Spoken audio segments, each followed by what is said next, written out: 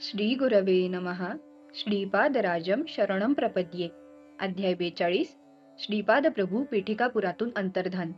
श्रीपाद प्रभूंचे माता पिता बापन्नाचार्युलू यांना दिव्य दर्शन. दुपारच्या जेवणानंतर श्री भास्कर पंडित म्हणाले, श्रीपाद प्रभूंनी शूद्राच्या घरी राहून दत्त दीक्षा दिली. दीक्षा विधीत केल्या जाणाऱ्या पूजा, अर्चना व इतर नियमांचे पालन न करता केवळ भक्तांच्या हातात पवित्र दोरा बांधून केवळ भजन करण्यास सांगितले. श्रीपाद प्रभूंनी दीक्षा घेणाऱ्यांना सांगितले होते की ते स्वतःच दत्तात्रेय असून त्यांच्या स्मरण मात्रानेच भक्तांच्या पीडा, कष्ट निवारण होतात. या दीक्षेमध्ये शास्त्राची अवहेलना झाली असे कोणी समजू नये असे प्रभू आवर्जून सांगत होते. परंतु पीठिकापुरममधील ब्राह्मणांनी एकत्र येऊन त्यावेळी पीठाधीश असलेल्या शंकराचार्यांकडे याविषयीची माहिती तक्रारीच्या सुरात दिली. तसेच श्री बापन्नाचार्युलू आणि अप्पळराज शर्मा यांना ब्राह्मण कुलातून बहिष्कृत करावे अशी सूचना सुद्धा ब्राह्मणांनी श्री शंकराचार्य स्वामींना केली. त्यावेळी श्रीपाद प्रभू अंतर्ध्यानस्थ असल्याने ती चर्चा तेथेच थांबली. श्री शंकराचार्याच्या अनुमतीशिवाय आध्यात्मिक विषयात कोणताही बदल करता येणार नाही असा एक ठराव मान्य झाला. या संदर्भात 16 वर्षाच्या बालकाने स्वतःच दत्तप्रभूंचा अवतार असल्याचा निर्णय घेणे देवद्रोह केल्याप्रमाणे आहे असे मत अनेक ब्राह्मणांनी व्यक्त केले. काही ब्राह्मणांच्या मनात कपट असून सुद्धा ते वरवरची खोटी सहानुभूती प्रकट करण्यासाठी बापन्नाचार्युलूच्या घरी आले. बापन्नाचार्युलू म्हणाले, श्रीपाद प्रभू आम्हाला त्यांच्या तेजाने दीपवित आहेत. ते महाप्रभू श्रीपाद श्री वल्लभ बाल रूपात आमच्या घरी खेळले आणि आम्हाला दिव्य आनंदाचा लाभ करून दिला. आमच्या नेत्रावर असलेला मायेचा पडदा त्यांनी दूर केला. आज ते आमच्या डोळ्यात किरण होऊन चमकत आहेत. त्यांच्या नयन मनोहारी दिव्य दर्शनाने आम्हास भारावून टाकले आहे. आम्ही किती भाग्यवान आहोत याची गणतीच करता येत नाही. बापन्नाचार्युलूचे हे वक्तव्य ऐकून खोटी सहानुभूती दर्शवण्यास आलेले ब्राह्मण एक शब्दही न उच्चारता तसेच परतले. त्यांच्या मनातील किलमिष भाव पूर्णपणे निघून गेला होता. थोड्या वेळाने श्रीपाद प्रभू आपल्या घरी परतले. सुमती महाराणी, अप्पळराज शर्मा, त्यांच्या बहिणी आणि भाऊ सर्वजण अत्यंत आनंदात होते. श्री अप्पळराज शर्मा म्हणाले, श्रीपादाबद्दल आम्हाला यापूर्वी खूपच काळजी होती, परंतु आता आमच्या मनावरचे ओझे कमी झाले. आम्ही त्यांचे स्मरण केल्याबरोबर ते आमच्या मनःचक्षुसमोर प्रगट होतात.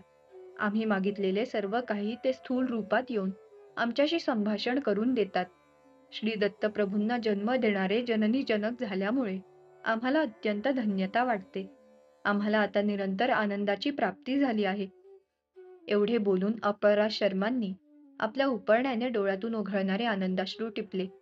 ब्राह्मणांनी जे गृहीत धरले होते त्याच्यापेक्षा येथील परिस्थिती पूर्णपणे भिन्न होती.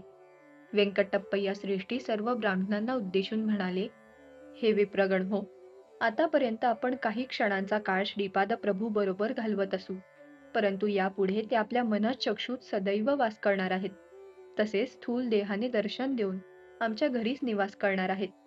यानंतर नरसिंहवर्मा ब्राह्मणांना म्हणाले, श्रीपाद प्रभूंनी आमच्या डोळ्यावरील मायेचा पडदा दूर केला. नित्य विनोद, दिव्य विनोद करणारे महाप्रभू श्रीपाद श्री वल्लभांच्या रूपात आमच्या बरोबर उत्कट हास्य करीत आमच्या अवतीभोवती असतील. पूर्वीपेक्षा अधिक उत्कट भावाने ते आम्हा स्थूल रूपात दर्शन देतील. श्रीपाद प्रभूच्या या सत्य स्वरूपाची कल्पना कुक्कुटेश्वरातील दत्तभक्त संन्याशास आली आणि त्याच्या हृदयात कालवा कालव झाली. श्रीपाद प्रभू स्वयं साक्षात दत्तात्रेय भगवान आहेत असे सुस्पष्टपणे सुचवून ते ध्यानस्थ झाले. श्रीपाद प्रभू एक वेगळे दैवत नसून त्यांचे उपास्य दैवत असलेले दत्तात्रेयच आहेत हे त्यांनी पटवून दिले. श्रीपाद प्रभूंचा विरोध करणारे काही ब्राह्मण पीठिकापुरात होते. त्यांच्या मनात एकच प्रश्न सतत घोळत होता, खरेच दत्तात्रेय श्रीपाद श्री वल्लभांच्या स्वरूपात अवतरले का? हे जर खरे असेल तर आपण त्यांना त्रास देणे केवळ कठीणच नाही तर अशक्य सुद्धा आहे. दत्तात्रेय प्रभूंचा स्वभाव फार वेगळा आहे. ते स्वतः त्रास सहन करून अनन्य भावाने शरण येणाऱ्या साधकांचा उद्धार करतात. हा त्यांचा स्वभाव विशेष आहे. पीठिकापुरममधील अनेक ब्राह्मणांनी श्रीपाद प्रभूंना ब्रह्मरथात बसवून शोभायात्रा काढली होती. मोठी धनराशी सुद्धा दक्षिणेच्या स्वरूपात अर्पण केली होती. दत्तदीक्षा देणारे संन्यासी केवळ गुरुदक्षिणा मिळावी या उद्देशाने दीक्षा देत होते. त्यांनी ते एक धनार्जनाचे साधनच केले होते. दीक्षा झालेल्या साधकांची इच्छा, आकांक्षा पूर्ण न झाल्यास त्यांच्यात निष्ठेचा अभाव आहे असे संन्यासी सांगून मोकळे होत. इच्छा, आकांक्षा पूर्ण झाल्यास ते दत्त दीक्षेचे फळ आहे, असे ते संन्यासी सर्वांना सांगत असत. त्या संन्याशाच्या मनात श्रीपाद प्रभूंबद्दल सदैव भीती असे. त्यांना वाटे श्रीपाद प्रभू आपल्या दिव्य लीलांनी त्याचे सत्य स्वरूप सर्व लोकांसमोर आणतील. त्यावेळी कुक्कुटेश्वर मंदिरात एक वृद्ध ब्राह्मण आला. त्याचे नाव नरसिंह आणि गोत्र काश्यप होते. तो दूर असलेल्या महाराष्ट्र प्रांतातून आला होता. त्याने कुक्कुटेश्वराचे दर्शन मोठ्या श्रद्धाभावाने घेतले. नंतर स्वयंभू दत्तात्रेयांचे दर्शन घेतले. त्यावेळी त्याला तेथे दत्त दीक्षा दिली जात असल्याचे कळले. दीक्षा देणाऱ्या परमहंस परिव्राजकाचार्याकडे तो वृद्ध ब्राह्मण गेला. त्याने त्या संन्याशांना मोठ्या नम्र भावाने नमस्कार करून गुरुदक्षिणेच्या रूपात त्याने आणलेली नाणी दिली. ती दक्षिणा पाहून संन्यासी आनंदित झाले. त्यांनी दीक्षा घेणाऱ्या त्या ब्राह्मणास आपली ओंजळ पुढे करण्यास सांगितली. त्याच्या हातावर कमंडलूतील पवित्र जल घालण्यासाठी संन्याशाने आपला कमंडलू उचलला आणि त्या ब्राह्मणाच्या हातावर पवित्र जल घातले. परंतु आश्चर्य असे की कमंडलूतील जलाबरोबर एक विंचू ब्राह्मणाच्या हातावर पडला. त्या ब्राह्मणाचा कंठ कोरडा पडला. संन्याशाने हातातील पाणी पिण्यास सांगितले आणि म्हणाला, "आहाहा, तू अनेक वर्षापासून केलेल्या तपश्चर्येचे फळ आज मला अर्पण केलेस." तेवढ्यात तो ब्राह्मण विंचवाच्या दंशाने जोरात ओरडला. मंदिरात असलेल्या काही ब्राह्मणांना विंचवाच्या दंशाचा दाह कमी करण्याचा मंत्र येत होता. तो त्यांनी घातला, परंतु त्याने दाह कमी झाला नाही. यावेळी तो संन्यासी घाबरून देवळातील एका कोपऱ्यात लपून बसला. दाह कमी होण्यासाठी अनेक मंत्र जप केले. कुक्कुटेश्वराला अभिषेक करण्यात आला.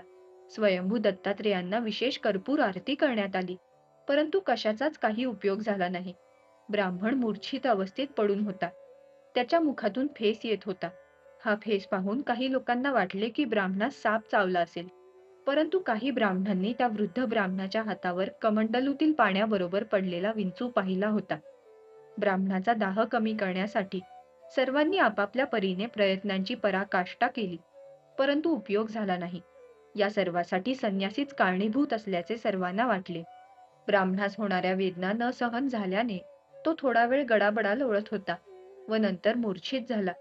थोड्या वेळाने ब्राह्मण शुद्धीवर आला, परंतु त्याच्या पोटात असह्य वेदना होत असून त्याला उचक्या लागत होत्या. तेवढ्यात तेथे एक शेतकरी आला. तो त्या वृद्ध ब्राह्मणास म्हणाला, "आमच्या कुलातील व्यंकय्या नावाच्या एका प्रतिष्ठित व्यक्तींनी श्रीपाद प्रभूंच्या मंत्राक्षता दिल्या आहेत."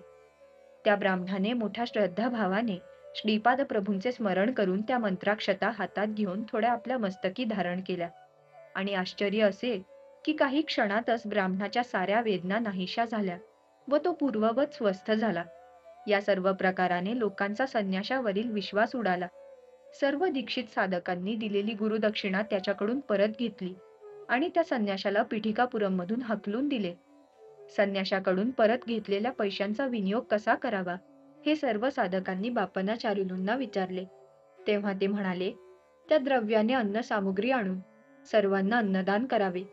अन्नदानामुळे श्री दत्तप्रभू प्रसन्न होतील. वेगळी दत्त दीक्षेची गरज नाही." बापनाचार्युलूंच्या सांगण्याप्रमाणे कुक्कुटेश्वराच्या प्रांगणात एक मोठा मंडप घालण्यात आला. तेथे मोठ्या प्रमाणात अन्न संतर्पण झाले. भोजनोत्तर सर्व लोकांनी दिगंबरा दिगंबरा श्रीपाद श्री वल्लभ दिगंबरा या दिव्य नामाच्या जयघोषाने सारा परिसर दणाणून सोडला. या दिव्य महामंत्राने सारे विश्व व्यापून राहील अशी भविष्यवाणी श्रीपाद प्रभूंनी पूर्वी केली होती. श्रीपाद श्री वल्लभांचा जय जयकार असो.